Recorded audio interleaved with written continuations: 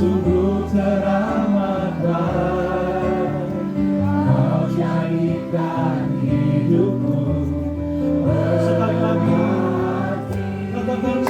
Prosesi pemakaman istri ketujuh Soekarno, Yurike Sanger, berlangsung hikmat di TPU Tanah Kusir Blat Khusus Pahlawan, Kebayoran, Jakarta Selatan, Senin 6 Oktober 2025. Pihak keluarga mengantar langsung jenazah Yurike Sanger ke tempat peristirahatan terakhirnya. Prosesi pemakaman dipimpin secara rohani Kristen dengan iringan doa dan nyanyian rohani. Keempat anaknya yaitu Batara Bayu, Eka Putri, Lintar Wardana, dan Cahyadi tampak tabah. Mereka terlihat duduk di baris depan saat dilangsungkan ibadah pemakaman. Lintang Wardana mengungkapkan sangat berterima kasih kepada pemerintah Indonesia. Disebutnya pemerintah sangat membantu dalam proses pemulangan jenazah Yurike Sanger dari Amerika ke tanah air. Nggak usah dipegang, nggak usah. Gimana? Ya, selamat siang teman-teman media. Ya.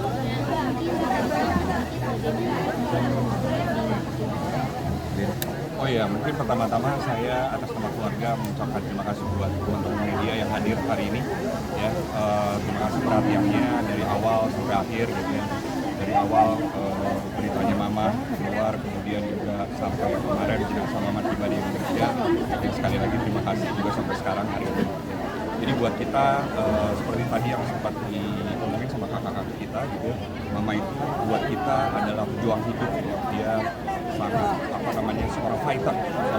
Jadi kalau boleh cerita sedikit, beliau itu divonis breast cancer itu dari tahun 2013, tapi dia juga divonis oleh dokter itu hanya 6 bulan di 2013. Tapi kenyataannya dia terus fight, dia terus punya iman, tadi kata pendeta ya, beriman terus sehingga bisa menjalankan hidup sampai saat ini, sampai Tuhan mengambil. Kira-kira itu. Mas, sebelum berpulang sendiri udah dirawat berapa lama Mama di terakhirnya ini? Saya di sana udah 12 tahun bersama Mama ya. Nah, yang lain yang laki-laki semua ada di Indonesia, cuma saya sendiri yang menemani dan mengurus ya. Tapi mereka sering bolak-balik juga ke Amerika.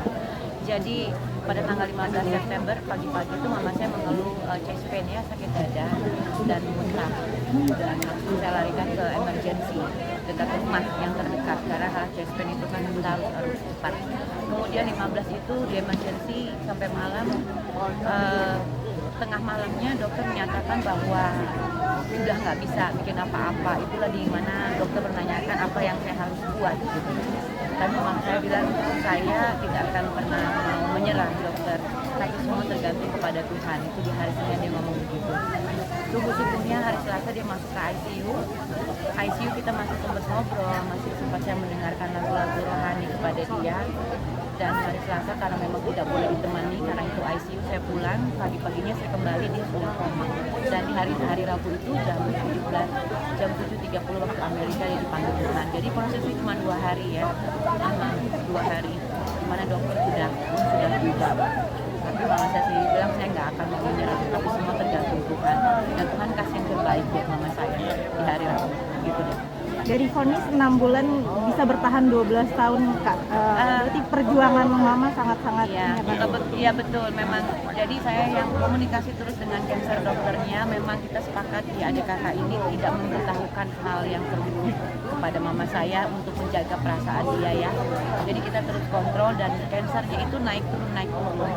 Tapi di sana saya ngeliat dia seorang fighter ya, dia terus berjuang untuk bisa memperlihatkan ke saya, ke anak-anaknya bahwa apapun itu hanya Tuhan yang berkehendak, bukan manusia. Dia bilang begitu. Saya pernah bilang, Mama stop makan gula karena gula adalah obatnya kayak apa, cancer akan berkembang kalau banyak makan gula. Mama saya bilang, kamu itu kan cuma dengar dari dokter, itu dokter bukan Tuhan. Itu diterus kata-katanya dan sampai 12 tahun. Dan memang puji Tuhan, Tuhan memberikan kita anak-anak keluarga untuk lebih banyak waktu meskipun seorang dokter mengatakan 6 bulan. Mas Yudi juga kemarin cerita kalau di usia Mama yang sudah tidak muda lagi masih bolak-balik pesawat sendiri ya. Mama kalau ke Amerika Indonesia itu terbang sendiri ya. sangat benar-benar mandiri sekali memang. Iya, mandiri. Memang dari muda suka traveling, jalan-jalan ya. Dan terakhir mungkin ke Indonesia sebelum berpulang kapan Mas? Di bulan Juni ya. Di bulan Juni. Ya, Ulang tahun, pas mama ulang tahun. yang Jadi ke-8. mama memang niat 2 tahun lalu ya, beliau bilang katanya ingin ulang tahun di umur sekarang 80 tahun di Indonesia pulang. Ya kebetulan dia bisa pulang ke Indonesia dan merayakan ulang tahunnya di salah satu hotel ya di Jakarta Selatan. Ada pesan Mama saat itu? Pesan mama saat itu ya untuk anak-anak ya. Untuk anak-anak Selalu mama sih bilang anak-anak harus sabar ya, harus fight ya. Jadi harus semua yang kita lakukan berserah pada yang di atas. Mungkin ada keinginan Mama yang belum sempat nih. Keinginan saya mama yang belum sempat ya, mungkin saya pernah janji ya sama mama mau menemani beliau ke Bali ya kemarin bulan Juni ya. Tapi saya sempat juga sudah saya ajak jalan-jalan ya ke Bandung gitu ya. Mama senang hobinya jalan-jalan gitu aja sih. Hobi jalan-jalan, makan ya, kuliner. Orang udah umur ya. Ya, udah. Jadi kita Kalau orang udah umur tuh Sebenarnya biasanya wish ya hobinya ya, jalan-jalan. yang wish terakhirnya adalah dia mau kembali ke Indonesia karena dia tetap mencintai Indonesia dan biar lebih jelas dia masih warga negara Indonesia dan dia tidak pernah mau melepaskan status keluarga negaraannya.